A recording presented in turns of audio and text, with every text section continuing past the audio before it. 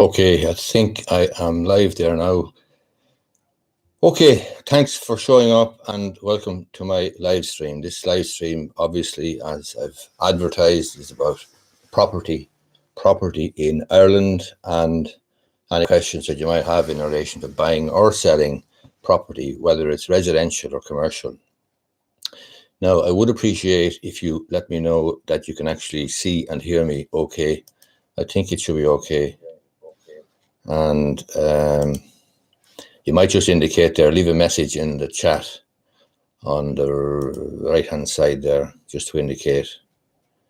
Thanks for coming along anyway. You probably have questions. Clearly, you wouldn't have shown up otherwise. Good stuff. Sam David says audio and video is good, so that's good.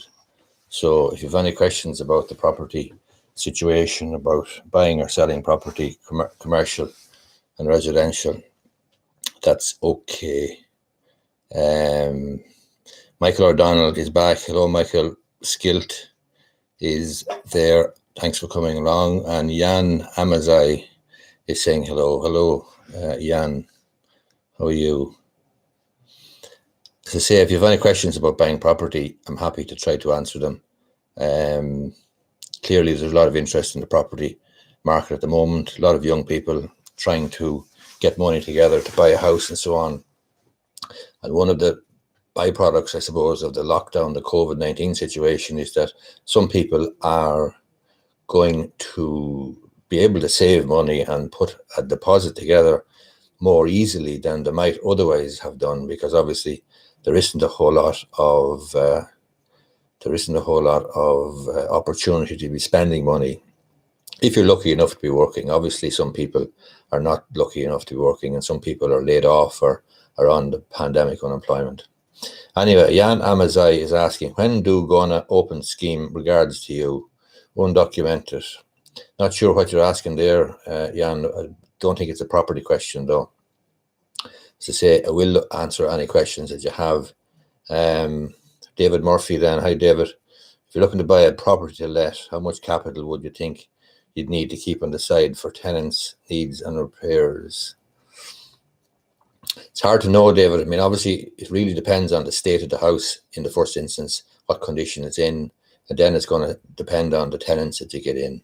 So one of the things that I always advise people in relation to buy-to-lets and letting, I've learned it the hard way myself down through the years, you really should be very, very diligent in carrying out your research and your taking up references.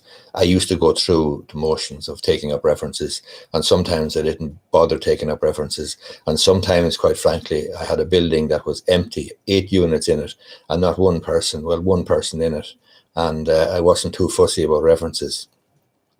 But things changed, things moved on, and like every market, there's ups and there's downs, there's peaks and there's troughs, and that building that I'm referring to with 8 units in it, it hasn't had a vacancy in it for, I'd say, 3-4 years now. Not a vacancy, and I could have a waiting list for it if I wanted to. And as I said, there was one time there 10 years ago, after building that building in Edgeworthstown in Longford, that I had one tenant in it out of 8 units. So that was an appalling situation. In that situation, though, obviously I wasn't too fussy about tenants. And with all due respect to the people who showed up, that was reflected later on in how things panned out. So, you know, in terms of keeping money aside for needs and repairs, you do need to put some money aside, I suppose, but you obviously try to get the house into the best property or the best condition you can, and obviously be careful about your tenants. Ensure that you have taken up references. Thoughts on the future of the move towards long-term renting versus home ownership in Irish cities? I don't really have very AC16. Thanks for coming along. Thanks for the question. Don't really have any thoughts about that, to be honest with you. It's not something that I'd be turning my mind to too often. I'd be thinking more short-term myself, quite frankly. And the bottom line is, I've seen a lot of things changing over the last 10, 20, 30, 40 years, but I've also seen a lot of things staying the same. I mean, 40, 50 years ago, people wanted to buy property in Dublin, and they still do, and prices are just going up, and it's down to supply and demand. So those sort of fundamentals are the things I'd be probably more aware of. As I say, maybe I should be more switched on to the long-term renting versus home ownership situation. But the Irish have a particular and unique perspective on property, a particular and unique relationship with property, and property ownership is something that, given our historical background and so on, is very, very strong in the Irish psyche. And I don't think we'll ever have the same approach to renting as, for example, the Germans have. The Europeans have a different approach to renting. The French and Germans might spend their entire life rear a family in a rented accommodation. That is not the ambition of people in Ireland. People in Ireland want to buy their own house because, we're looking at the land league, we're looking at landlord and tenant, we're looking at all sorts of historical issues to do with land and ownership and so on. So you only have to look at the movie or the play, The Field, to see Irish people's relationship with the land. So I'd be inclined to stay with the situation as it is. In other words, I wouldn't expect any huge moves, quite frankly, for all sorts of social and historical reasons. Ailish Lynch, how are you? Would you recommend buying the ground rent on a leasehold property like an apartment or duplex? You won't be allowed, I don't believe, Ailish, be allowed to buy the ground rent on a leasehold property like an apartment or duplex. It won't be for sale. And the reason for that is because the landlord and the management company need to maintain and manage and control the way that the apartments are used and occupied and so on.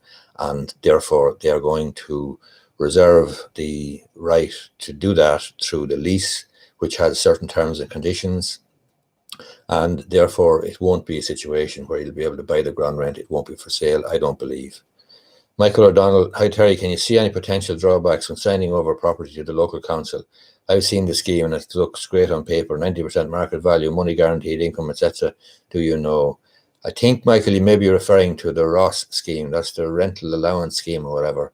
I have a number of properties myself in the rental allowance scheme with Longford County Council, and there's no huge drawbacks apart from I think I'm tied into a long enough lease, but quite frankly, when I was getting my tenants in and entering into the arrangement with Longford County Council, I was happy enough, and I was happy enough to get tenants. But not only that, I was happy that the council was obviously going to pay the rent. Now, to pay most of the rent, the tenant is supposed to pay a small amount, and sometimes there is difficulties with the tenant not paying the small amount. And if that's the case, you're in a messy situation then in entering into some sort of a proceeding in order to terminate the relationship, because remember, your lease is with the council, so that can get a bit messy.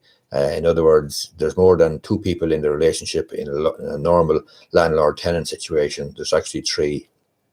There's me, there's tenant, and there's the local authority. So that's something that you need to be mindful of. But generally, it's not a bad scheme. I think I have a number of properties with Longford County Council, and it's working okay. Hopefully, Longford County Council are looking in now, and they are going to make sure that the payments keep coming. Skilt, I wish to buy 16 acres of land and put in my 4 kids' names, but I want the use of the land. Is this possible? Set up a trust, perhaps, and cost of setting one up. You want the use of the land. Wish to buy 16 acres of land and put it in your 4 kids' names. There's no problem putting land in your 4 kids' names. Obviously, you need to appoint trustees. You can have 1 trustee or 2 trustees. It's recommended that you have 2 trustees. You can appoint trustees to hold the land as legal owners, and they would be holding it for the benefit of the beneficiaries. That'll be the 4 children. Obviously, in the meantime, then you can get to use the land, etc., or do whatever you want. I presume that's what you are referring to. But setting up a trust is relatively straightforward. It's going to cost you a few bob, all right, and there is a bit of drafting involved, and there is a bit of having a look at the situation from a tax point of view and so on, but there's no huge complexity about it. Thanks for coming along anyway. Give it a thumbs up, will you? Give some positive feedback there. And if you have any more questions, as I say, I'm happy enough to try and deal with them.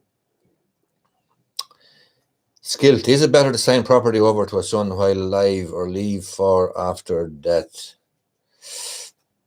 This one now is a question I dealt with relatively recently, and I think there is an exemption. There's a capital acquisitions tax exemption of up to 300 grand. The significant thing is this: if you do it whilst you're alive, sign it over to the son won't have to be concerned about gift tax, because unless the property is in excess of 335 grand or whatever it is, it may not be. But the significant thing is the stamp duty. In other words, if you sign it over whilst you're alive, then the son, even though he's getting a gift and may not have any tax liability from a gift tax point of view, he will have to pay stamp duty, because the land will be signed over to him, it'll be transferred to the son, it'll have to be registered with the property registration authority, and stamp duty will be an issue. So that'll be, if it's just land, it's 7.5% of the value of the land, and that's a significant enough cost. But maybe that's what you're looking at. Obviously, if you pop your clogs and you leave the land to your son, then there's no stamp duty, and he'll still have the gift tax exemption, presumably, if he hasn't used it up or anything. Anyway, you all going to buy land, or you all going to buy houses or property or whatever? I know there's a lot of interest on Instagram, for example, in property, and a lot of questions. And when I do one of these questions and answer situations, it's always well attended and plenty of questions and so on. In fact, it's so unusual.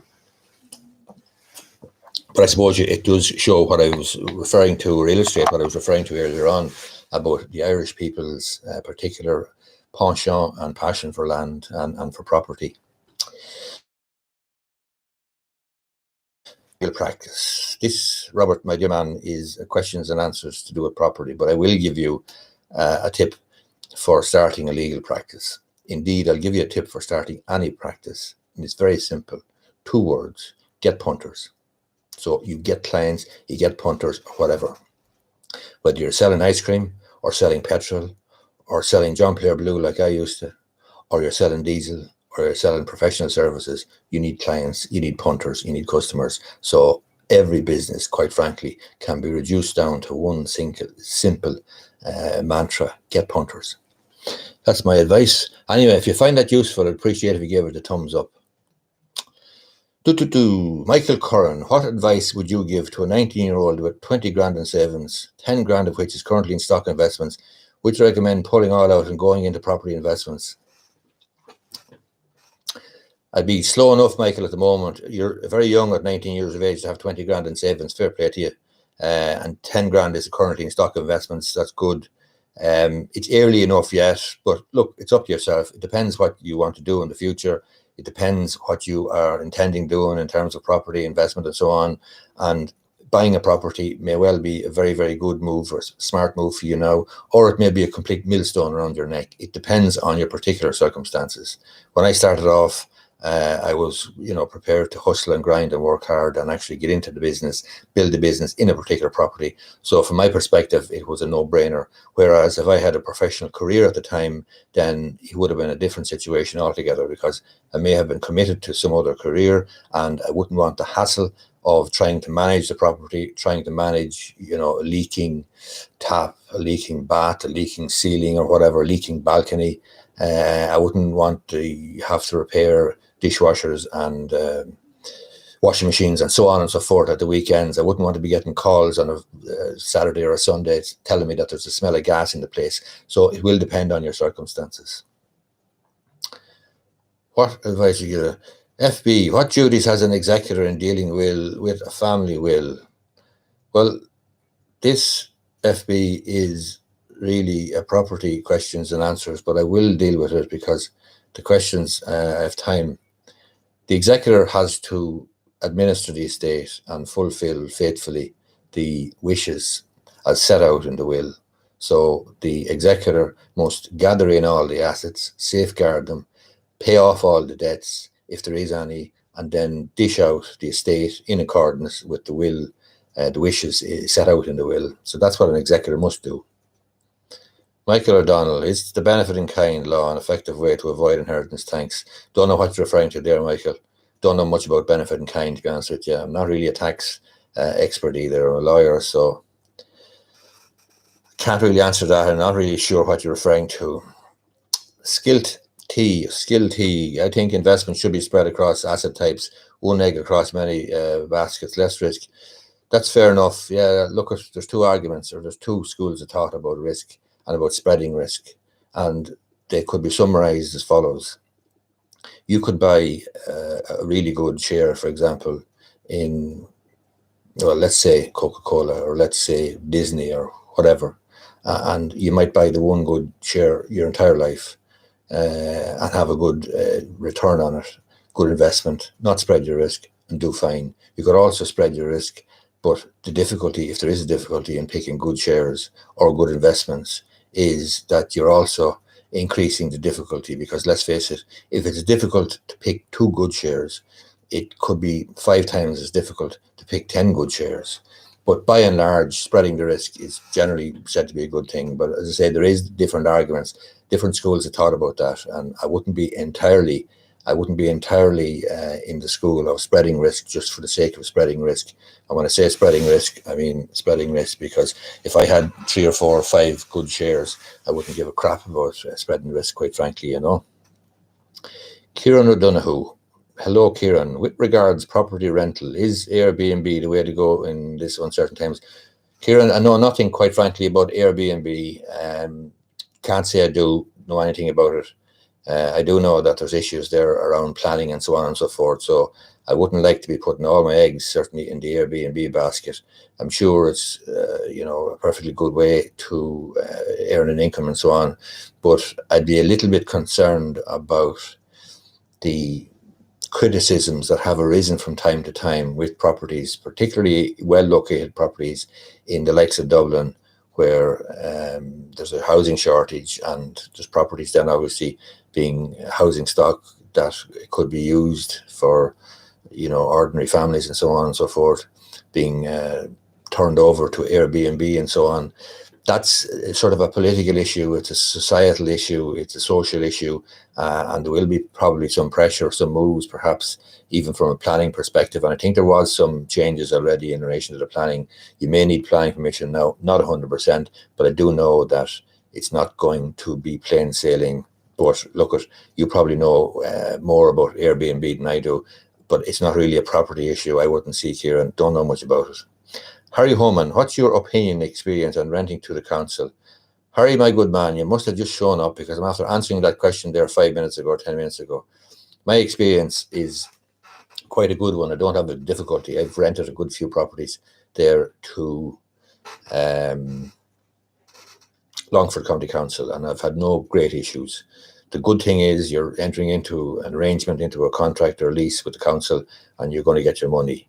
The bad news is that if the tenant doesn't pay his or her few bob, and it's only a small amount of money, and it can happen, then it can be difficult enough to be too forceful, or in terms of trying to get arrears or get the rent, or even issue termination notices and so on. Because, as I said to somebody else there, there's more than 2 people in the relationship, there's 3, and it can get a little bit complicated. But by and large, my experience is quite a good one, quite a positive one, and obviously there's a lot of security there from the point of view of getting the rent.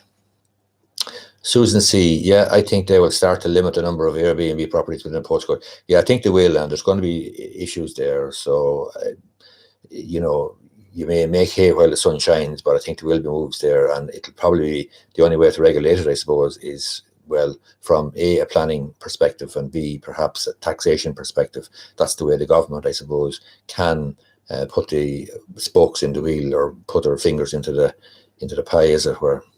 David Murphy, what's your thoughts on buying cheap property for buy-to-let? It looks like rent doesn't differ too much at the moment between nicer versus cheaper property, because demand is so high. David Murphy, yeah, I think you're probably right there. I think you could buy cheap and cheerful, and you're still going to get a rent that's probably gives you a better return than buying a really good property. Now, having said that, obviously, buying a really good property and holding it for, say, 10 years, and it's in a really good location, you might have a better chance of letting it. But to be honest with you, the rising tide does lift all boats. And I was saying to somebody earlier on there, I have a block of apartments in Longford. There's 8 apartments in it. 5, 6, 7, 8 years ago, there was one tenant in that eight block of apartments. And now, as I was saying, for the last 3 or 4 years, it has been completely occupied, and I could have a waiting list. So even though Longford, with all due respect, is not the belly button of the universe, it's still, I've an apartment block there, 8 apartments, absolutely balls to the wall, full for the last 3, 4, 5 years, and I could have a waiting list. So from that point of view, yeah, it'll be, you probably do okay with a buttload, actually, of cheaper ones rather than a really expensive one. But again, it depends on the long-term situation, I suppose. And it depends, hopefully there's no property crash. I don't think there will be. But look, there's other lads out there that are far smarter than me, and they'll tell you whether the property is going to crash or not. But I don't go in for that sort of prognostication or forecasting. Thank you, Terry, for these live Q&A. Very interesting, great advice. With COVID, has your level of work been affected? Skilled.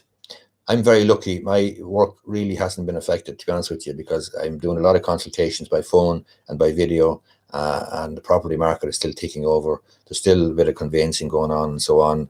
There's other stuff going on behind the scenes. There's people getting wills, but I would do a lot of stuff online. I do a lot of stuff by video and phone, and you know, I have plenty of consultations, quite frankly, on a weekly basis. So I'm very, very lucky. I'm very fortunate, and I do feel for the poor small business owners who are in coffee shops, who are in pubs, who are in restaurants, who are in hotels.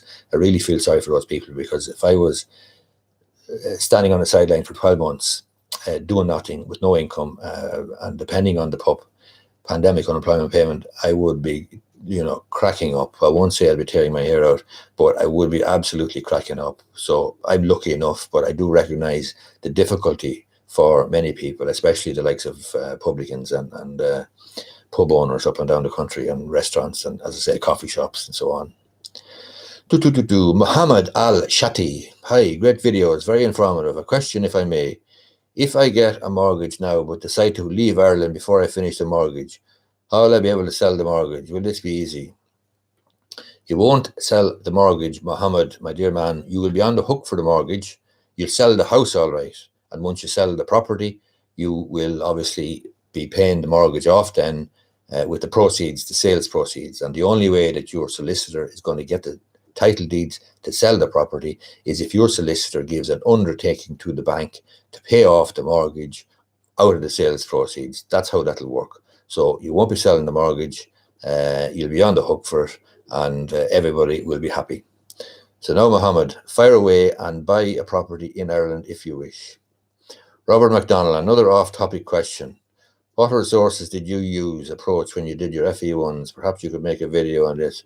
Maybe I will, Robert. Yeah, I have a good facility for remembering and seeing words. So I'm a word man as opposed to a numbers man. And I think you can divide the world generally into numbers people and words people. I'm a words person. And so I can read a page of text. I can read a page of notes. I can highlight it. And I can actually call up to mind when I go into the exam, or when I could go into the exam, I could call up that page of notes as if I sort of had a photographic memory. In fact, it was so good, Robert, that I felt like I was cheating, because I'd just sit there and I would actually, in my mind's eye, go through the page of notes that I'd highlighted. Now, work bloody hard, and maybe that's the key. Maybe it's constant reading and rereading. Maybe it's having a passion or an interest in it. But I was one of the few people in the country who sat the 8 FE1s at the one time and passed them all. And not only that, but I did it after about 6 or 8 weeks of intense study.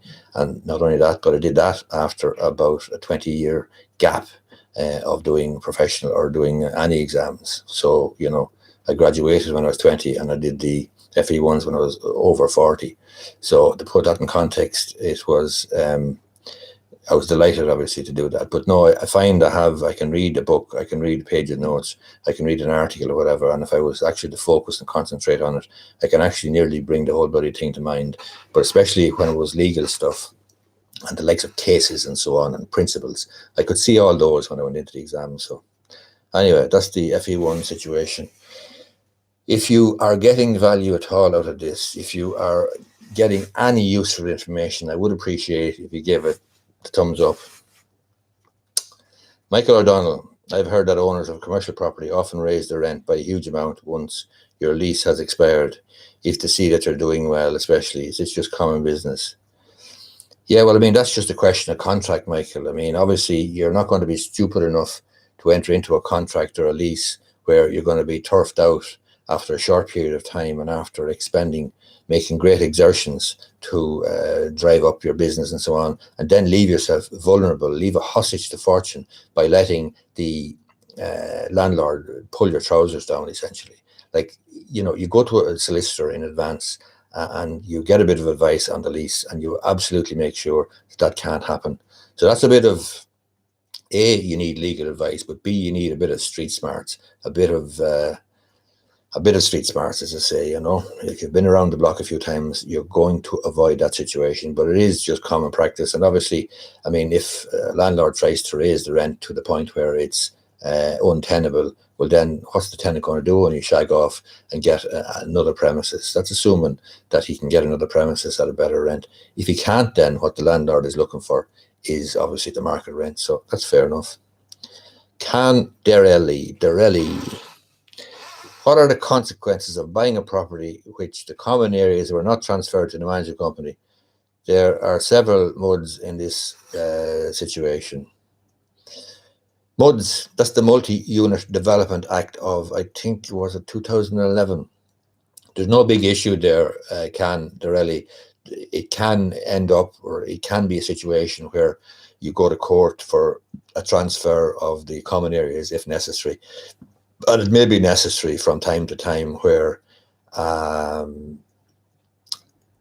liquidators have been appointed, for example, to development companies.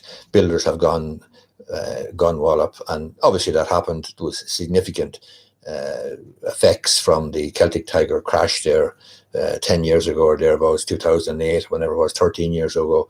Like, time flies when you get to my age, It seems like only yesterday that the whole market crashed. But there's no huge problem from the point of view of common areas not being transferred. I've dealt with plenty of conveyances where the common areas weren't transferred, but there's a legal mechanism, a legal remedy there. That's not to say now that when the common areas are transferred, it's any great panacea, because it's not a silver bullet insofar as the legalities may be complied with, but the management of the common areas and so on and so forth may still be problematic. But that can happen. That's a different issue. Can Derelli, it is unbelievable that for 13 or 14 years the common areas were not transferred.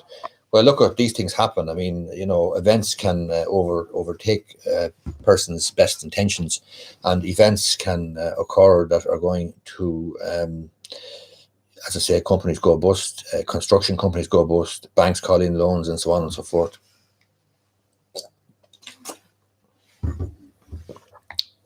Mohammed Al Shati, LC Amity planning to buy a house here in Ireland. In your opinion, is using a broker versus the banks to be better to get a mortgage? Thanks again. I'm not sure, Mohammed, to be honest with you, using a broker or using going directly to the bank. Look, it's entirely up to yourself. Obviously, the broker is going to be of assistance and is going to provide a service. Now, he's going to get paid as well, but that's fair enough. They provide a professional service. There's a girl there on Instagram that I am that I follow on Instagram and so on. Miss Mortgage is her name, Emer Shannon. You should go to her and see what she can do for you in terms of getting a mortgage and so on. I know she's very busy and she's very popular there on Instagram, but Miss Mortgage is her name. Look her up there on Instagram. She might be able to help you, but it's up to yourself whether you go directly to the bank or not. And it depends, obviously. I mean, it is time consuming, but it may well be in your interest to do that. And I've actually done both. I've used a broker at one time or another, and I've gone directly to the banks myself. And obviously, depending on how strong you might be going at the time, you may or may not use a broker. Generally, when I was using a broker, I was not as strong as I might have been up to that point. So, that's the way it goes. There's ups and downs when you're in business.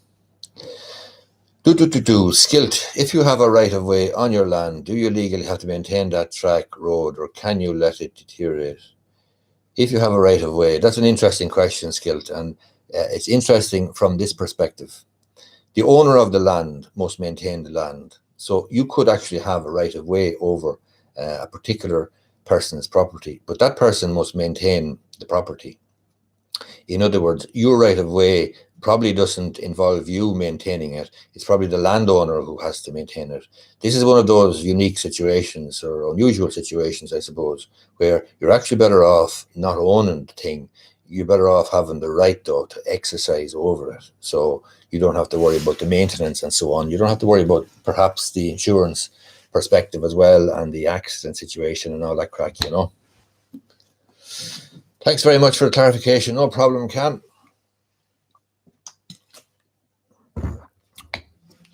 Anyway, keep the questions coming there, lads and lassies.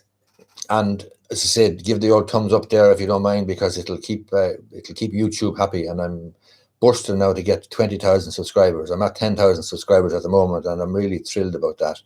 And I'm really thrilled about that because I'm a one-man band. And I mean, you know, I've built this YouTube channel with my mobile phone.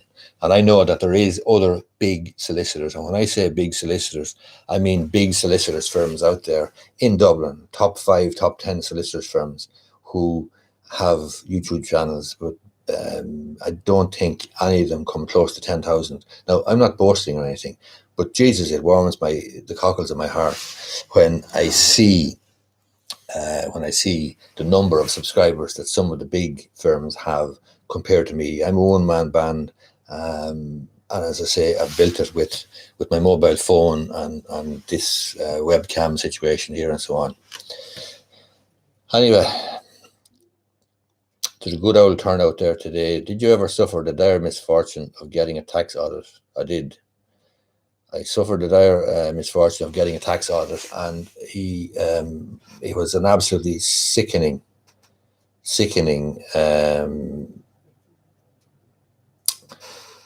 experience, because he came out and he spent the day doing the audit. He went down to the accountants, he came back up, and at 4 o'clock that evening, I was running a petrol station at the time. It's only up the street here, actually, now in Enfield. I sold it a few years ago, but I was running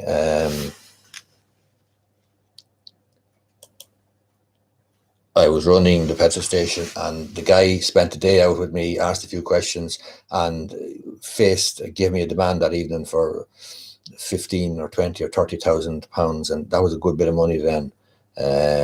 So that was difficult.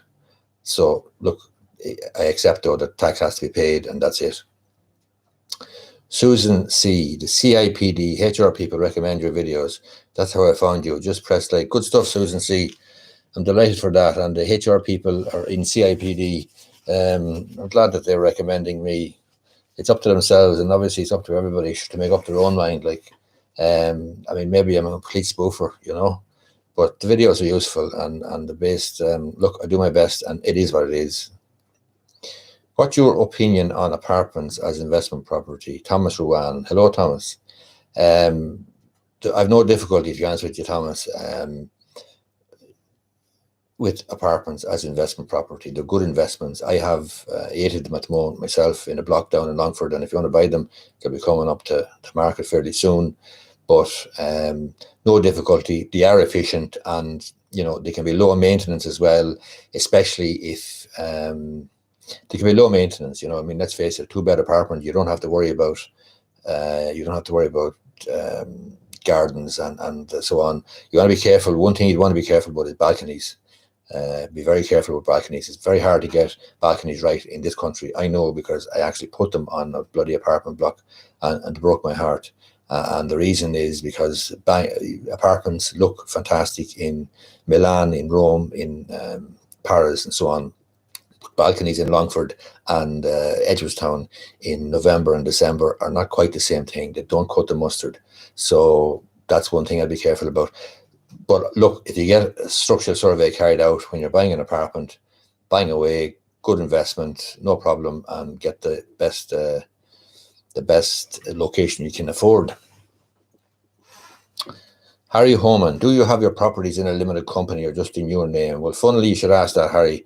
I think they're in the limited company name. Yeah, I think they are. I know for LPT purposes, actually 4 of them are in my name and 4 in the company name, but that's just a sort of a historical accident. I think they're in the company name. I think they are, because the company actually developed them in the first instance, and the company developed them with the view to selling them and so on. And then the Celtic Tiger thing came and went, and the tide went out, and I got caught. So they're still in the company name, and that's the story there. Bermo. Hey Terry, I'm 18 and I want to get into property in the future. Do you have any tips on how to get started initially? Well, Bermo, obviously you're going to need to save a few bob to get a deposit. So, you know, your parents or somebody can help you with that, or you can work hard and save, etc. In the meantime, then you're only 18. You're obviously very young. If I was you, I'd spend a bit of time studying the situation, getting books and getting a decent book on property investment and so on, and you will get them. I have them at home there, but don't mind about people spoofing in the market and spoofing about predictions and spoofing about what the market is going to do. Don't mind lads forecast and stuff. It's not a fucking crystal ball we're looking at here. It's you know, you want to make smart investments. So what I would say to you is study the property investment proposition. Learn about yields, learn about costs, learn about the most efficient property and so on, and whether you should be buying and where you should be buying and so on. There's plenty of books out there. Many of them will probably be UK originated books or sourced books, but you can get them on Amazon. And if I was you at 18 years of age, I'd save hard, work hard, and do a bit of research, educate yourself. That's how you get on okay. Sam David, a recent study in the Irish Independent claims that most young people under 30 are priced out of the market. What advice would you give to young people in general? Sam, that may well be the case. Most young people under 30 are priced out of the market, but it depends on what market. I mean, there's more than the Dublin market, quite frankly, and I do know that, you know, you will buy a property outside Dublin, not easily, but you will be able to buy property. It's always been difficult. It's never been easy. I do recognise that probably there's a greater or a lack of correlation, as it were, between incomes now and the value of property and so on than there used to be. In other words, like 20, 30 years ago, with, you know, one income or two incomes, you could get a good mortgage and buy a good house, no problem, provided both people were working. And now that's not enough. I recognise that. But look, I don't have any great advice to young people except to work hard, save hard, and you'll get there in the end. It's a long-term game. It's not a sprint, it's a marathon. That's what I'd say, you know. Quiva Mac, hello Terry. If someone has a life interest in property, how would that impact their ability to leave their property in a will? Thanks, Kiva. You can leave your life interest, I understand, Kiva. You can will it. That's presuming now you have a life interest and not just a right to reside for your lifetime, which is a different situation. Because if you have a right to reside for your lifetime, that ends when you pop your clogs. Whereas a life interest, I think, is an interest in property that can be willed or passed on or sold or whatever, you know. So anyway, hope you are getting value out of this. If you are, I'd appreciate if you gave it the old thumbs up there, and keep the questions coming. We have another 20 minutes or thereabouts. I'm out of here now at 5 o'clock or 5 to 5 sharp. Last week I got delayed, and I'm in the office from 6:30 in the morning. So come 5 o'clock in the evening, I'm out of here like the road runner, you know. So no more questions coming there at the moment. Anyway, the problem is in relation to property at the moment, certainly one of the biggest problems is supply. I know from the auctioneer there, the estate agent next door, Edward Carey, that there's a serious shortage of properties. So that's obviously going to have a knock-on effect in the market and in terms of prices and so on. And the other thing is clearly the sites are closed down. So it's a very, very basic fundamental of economics, that supply and demand. If there's a lack of supply, you're going to have prices rising, and that's the unfortunate reality. And whatever attempts we're trying to make in this country to address the supply side of the equation, the difficulty now is the COVID situation, as the building sites closed down. And I know there's a site across the road there from me, which obviously is or should be closed down at the moment because of the COVID situation, unfortunately, you know. Thomas Rowan, thanks, Thomas, for coming along. Thanks, Terry. Been watching your videos for years. What's your sense of the property market going forward? Do you think the market's overpriced right now? Well, I don't, Thomas. I mean, to be honest with you, my view is the market's the market, you know. and a property is worth what somebody's prepared to pay for it. So it may be, vigorous, but I wouldn't say, to be honest with you, with the central bank guidelines on lending and so on and so forth, I don't think it's certainly not as frothy as it was back in the Celtic Tiger years, etc. But I do think in the long term, or the medium to long term, property is still a good investment. And obviously you're going to need somewhere, and it just makes sense from a tax point of view, and it makes sense from capital acquisition point of view, asset acquisition point of view, rather than paying rent that you're paying a mortgage, because ultimately your mortgage, paying off a mortgage, is going to lead to something. What is your opinion about property market after COVID? I think it's going to take off like a rocket ship can, to be honest with you.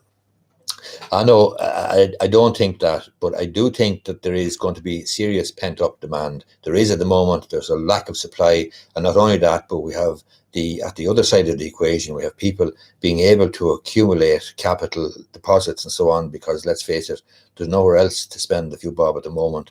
And some people are unlucky in being laid off, but some people are lucky and they're working away, they're working from home and so on, they're making good money. And I think the statistics from the general sort of discourse or discussion in the media, the amount of money that's building up in the banks, billions in savings and so on. So obviously that has to find a home someplace, and I can see the market being fairly vigorous after the COVID situation. What do you think of the opinion that there's good debt and bad debt in relation to property investment? Kieran Nestor. Kieran, how are you? Yeah, there's probably good debt and bad debt in relation to property investment. I mean, obviously, I'm not sure exactly what you're referring to there, but I mean, clearly, good debt or bad debt must be repaid in any event. And, I mean, if you're borrowing or money for a good property, well-located property, etc., and if you're borrowing well within your means, etc., and if you can always realise the a sufficient amount of equity and so forth in the property when you realise it, that's fine. But the bad debt I presume you're referring to there is perhaps, borrowing to the point where you're absolutely flat to the mat, extended 100% borrowing or whatever. That's not really sensible, and you're depending then on the market to rise, continue rising, etc. And any little jolt or any little period of absence or no tenant is going to hit you hard. Although in the current climate, it's hard to see how there'd be no tenants, to be honest with you, because the market generally for a while now, especially the rental market, has been good. But Kieran, I'm not 100% what you mean refer to good debt and bad debt in relation to property investment. Evan Currad, how are you? Can you advise on if planning is ever granted on sites less than half an acre, or what the issues are with sites below this? Sites below half an acre get planning all the time, Evan, but what you're obviously referring to there is a site in a rural area, because if you had half an acre or a quarter of an acre in Dublin, you'll have no problem getting planning permission. I mean, obviously in a country area, the local authority, you're going to be, by definition, living in a rural area probably. You're looking at a half acre site, which will have to accommodate the sewerage and the water, the well, and so on and so forth. So, probably from a good planning perspective, the local authority doesn't want sites less than that. Now, you will get away, I think, with a site less than that, but probably you'll have to persuade the local authority to grant permission for a site that's less than that. But I'd say it's to do with percolation area, it's to do with sewerage, it's to do with the services. And let's face it, there is no services in a rural area, so you have to provide your own. And if you have to provide your own services, well, then obviously you need a little bit of space, Quiva Mac, thanks, Terry. Great videos. Keep up the good work. Thanks, Kiva. Thanks a lot. Hit that whole like button there, smash it if you wouldn't mind. Will working from home not bring down Dublin prices a bit? I can't see, Susan, how Dublin prices will come down now. Maybe they will, but to be honest with you, the way this thing is going, everybody started off working from home and it was a fantastic novelty and so on.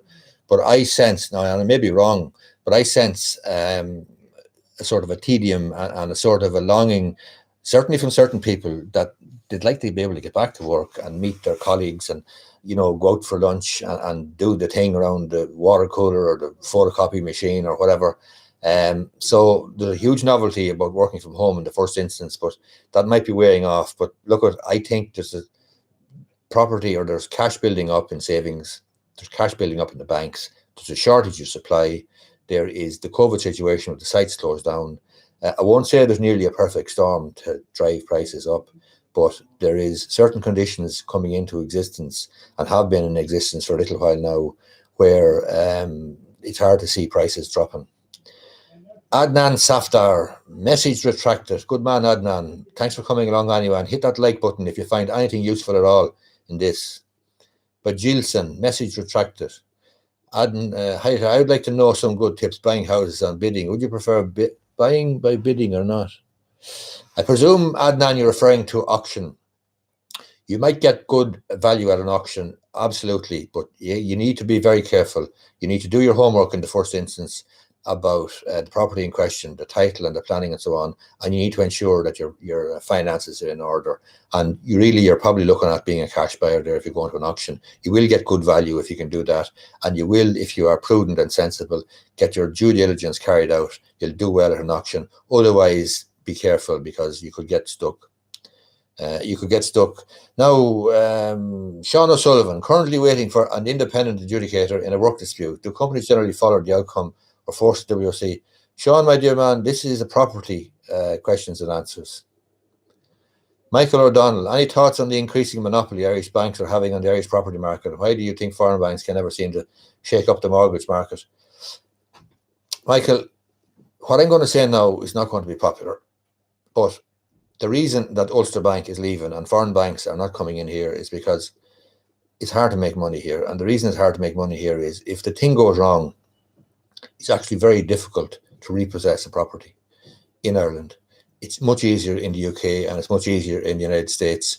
So it's easy for our politicians on our behalf to jump up and down and prevent banks from being bad, from being malevolent, from repossessing homes. But the difficulty then is what happens is banks shag off. They go to another market where they can make a few bob and get a return on their money. And as I say, it may not be popular to say that, but that's my view.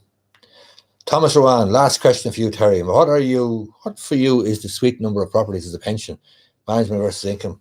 I don't know what you're referring to there, Thomas, what the question is. Sweet number of properties as a pension. Like, it's hard to know. It's very hard to know what exactly you're referring to there. I mean, if I had a property on, overlooking Stephen's Green or on the south side of Dublin or Blackrock or someplace, it'd do me now for a pension, you know what I mean? Whereas I could have 6 of them below in Leitrim or Longford or someplace, with all due respect to people from Longford and Leitrim looking in here, and the ones down in Leitrim and Longford could take a little bit more managing, and I'd be looking at references and so on, and probably a greater turnover of tenants. So I don't think it's like how long is a piece of string, Thomas, to be honest with you. Skilled, not sure, but a few years ago, people were putting a caravan on sites to get planning permission. Is this still an option? It is an option, but it's not going to guarantee anything skilled, I don't think. I've seen it down through the years. I've seen it in my own parish. I've seen it up and down the road. Yeah, I mean, people try and, strong arm the council, as it were, or do some sort of a moral persuasion or whatever on the council. But the council, I suppose, if they are if they're applying the planning laws, they have to abide by the planning laws. Now, that's not to say that, you might get a generous or a sympathetic planner, etc. But obviously, all these decisions in any event are subject to being appealed and obviously end up perhaps with onboard planala. So it wouldn't be the best, the most efficient strategy to adopt, I don't think. Kieran Nestor, thanks, Terry, but just another question there in relation to capital gains tax. Is there a reduction in CGT if you hold the property for a certain amount of time, or is it the same rate no matter when you sell the asset? I think it's the same rate, Kieran. Now, to be honest with you, I'm not that well up on the tax situation at the moment. I used to be, because I actually used to work as an accountant way back for a short period of time. But I do know that there was various reliefs you could get for capital gains tax. For example, rollover relief. And so if you sold a business and you could sell it for $1 million, you could avoid the capital gains tax, or at least defer the capital gains tax, by reinvesting the proceeds of the sale in a new business, and you kick the can down the road. Now, ultimately, you might end up paying all right, but you would get rollover relief. So check that, talk to your accountant, but I don't think there is any reduction, Kieran, no matter how long you hold the property. I think it's the same capital gain rate. And he could be 33%, not 100%. Haven't paid it myself this long time. Evan Curd, a relative of mine, has 0.35 to 0.5 of max triangular shaped piece of land, could get it handy enough and beside the family, and I live in the area. Price of sites that size are 50 grand in the area.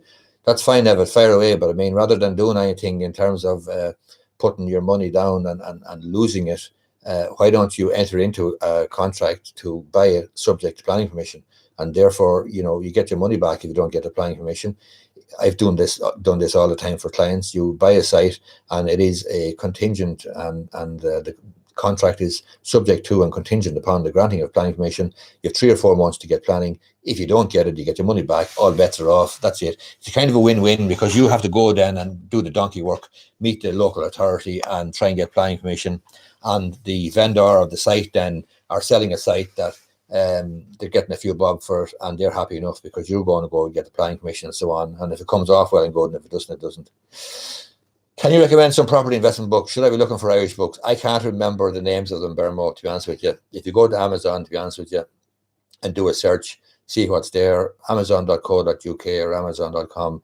But I would go for the UK books rather than the amazon.com books, because the American books, slightly different situation over there. In fact, not just slightly, much different situation from the UK and Ireland. So I'd be looking at amazon.co.uk, have a look at property investment books, and I'd be looking at the books with the most number of positive references or positive reviews. That's what I'd be doing.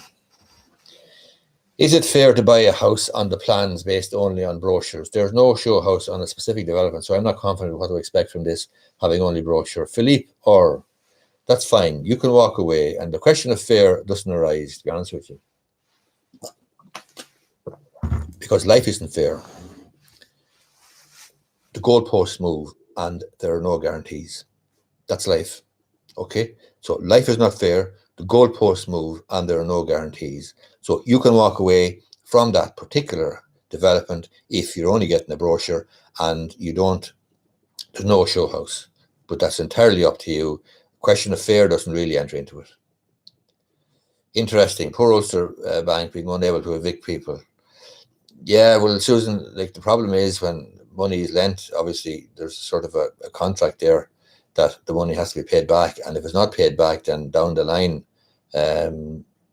it's always a remedy on the mortgage that the property would be repossessed and sold, and the money paid off, etc. That's unfortunately the way it goes. Dara B, thanks for coming along. Hi Terry, love the channel. Keep talking sense and stick it to the knuckle draggers, as you say. Thank you, Dara. Sam David, thanks Terry for good advice. I work in IT and thought about moving to the UK for work reasons, but my family is originally from County Meath, so would love to get on the ladder and put down roots. Yeah, look, it's down to yourself, Sam. Whatever you think. David Murphy, would you do a question and answers on investing in the future? I would, David. Yeah, I'm thinking about it. I may do another one, Q&A next week or the week after. I'll probably do something on small business or entrepreneurship, and I'll probably do something on perhaps employment law, and I'll probably do something on investment. Skilled, a friend of mine is married and living in Germany. He told me that in Germany they have fixed mortgages set on the day of drawdown. Can't understand why we have short fixed term or variable. Well, that's it. Skilled, different situation in Germany. The leasing situation or the rental situation over there would be different as well. So perhaps different culture, but bottom line is we're all getting the money from the same sort of pot. So it's not beyond the bounds that we could have a similar situation here, I suppose. But Gilson, what kind of hoops are ahead of someone that wants to set up a vendor type business on the premises of another business that is a car park? What kind of hoops are ahead of someone? There's no hoops really, but Gilson, I mean, what you need to be concerned about there is firstly whether you are getting a lease on the car park or that premises or yard, or you're getting a license. That's the first thing. The second thing is whatever activity you're going to engage in, you want to be careful that you have planning permission for it and that you're covered from a planning perspective. Because if you're not, you could find yourself in a situation where the local authority will come along and serve you with some sort of a planning enforcement notice and basically close you down. So that's why you might hate giving some money to solicitors at the outset before you enter into these arrangements and start off your business, but it actually makes good sense to do so. So get yourself lawyered up, Bajilson, and as I say, get a lawyer. That's what you want. And you know, you don't have to get me. Get some other lawyer, but get a lawyer. Get a solicitor. Evan Curd, Terry, last question. If a road runs down the side of a site but is not classified right of way, is there any other legal precautions to take? What's for an old ruin behind the site? Thanks, Terry. The question of a road running down the side of a site, I mean, first question I'd be looking at there is who owns the road, like on whose folio is it? It's probably on a folio. On whose road is it? And then the question arises, is there a right of way? And obviously, you know, that remains to be seen from the point of view of usage down through the years, whether you can register a right of way, whether you can go to the PRA and have a right of way registered. You'll be doing that then based on affidavits. Will you have an affidavit? Will a family member give you an affidavit about use and usage down through the years? Will neighbours object, and so on and so forth? So that's the story there. So as I say, you know, the road running down the side of a site won't necessarily be classified as a right of way. Jackie Long, hi Jackie, how are you? Hi Terry, thank you for the live chats, very informative. London Irish here, Dun Gallery Heritage, Donegal Gallery Heritage. I mean, that's good stuff. Are you in London Irish? Are you in Donegal then, Jackie, or are you in London at the moment? Are you in Donegal? Anyway, thanks for coming along, and hit that like button there if you find anything useful in this live stream. But 5 minutes to go. I'll take one or two more questions, and that'll be it then. If you have any more questions. If you find anything useful today now, I would appreciate if you give it. Oh, you're in London. Good stuff. Jesus, yeah. That's interesting, Jackie. If you find anything useful, as I say, in the live stream and in the questions and answers, I'd be appreciative if you give it a thumbs up, because it sends a good old signal to YouTube. Philippe, or can a builder make changes on the internal layout of the houses after planning permission granted? I mean, there's no further documents on the council website showing changes in the plans made. Philippe, or you shouldn't be getting your knickers in a twist about documents on the council website, because when you enter into an agreement there to purchase a property, a contract will be issued and there will be plans and there will be specifications, and that's what you're buying, okay? You don't need to worry about what went on before that and what sort of changes may have occurred in the past. What you need to look at is get your solicitor to look at the contract documents of title, specification, internal layout plans, blah, blah, blah, blah. All of those will be in the planning booklet of title, or the booklet of title rather, and the planning documents.